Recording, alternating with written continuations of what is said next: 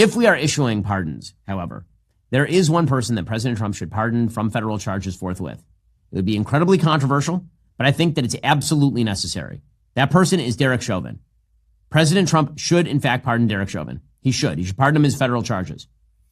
If we are talking about reversing the evils of the last several years in American life, obviously COVID and its handling was a massive evil. Destroyed the economy, set us on a path to fiscal insanity, destroyed children, led to massive health-related cover-ups, just horrifying all the way around. And President Trump has taken on a lot of those things. But when it came to BLM, the inciting event for the BLM riots that caused $2 billion in property damage in the United States and set America's race relations on their worst footing in my lifetime, was in fact the railroading of Derek Chauvin in the death of George Floyd.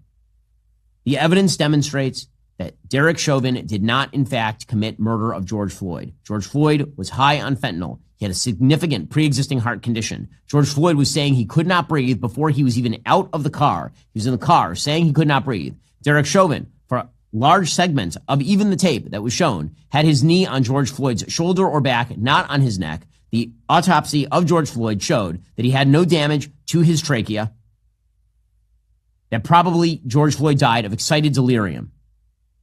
There were no accusations, even at trial, that Derek Chauvin had committed a hate crime against George Floyd or that he targeted George Floyd because of his race.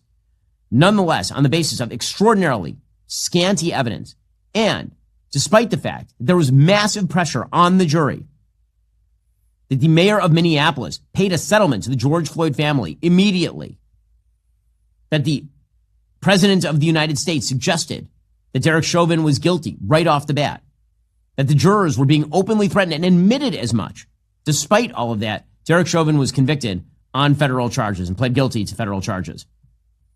Derek Chauvin should, in fact, be pardoned on that. We will be covering that a lot more in coming weeks because I think it is worthwhile to remember that there is a man who is rotting in prison because the media decided in the middle of 2020 that they were going to turn a tragic law enforcement stop that ended with the death of a man who had a significant problem with drugs and pre-existing health problems into the raison d'etre of the entire 2020 election. And it led to vast chaos. It led to, again, the destruction of racial comedy in the United States, $2 billion in property damage, and a guy rotting in prison who the evidence demonstrates certainly was not guilty beyond a reasonable doubt in that case. If we're going to talk about delivering pardons, President Trump, I think, should really seriously consider pardoning on federal charges. He can't pardon on state charges Derek Chauvin, who is convicted of the murder of George Floyd. As I say, we will be covering this pretty extensively in the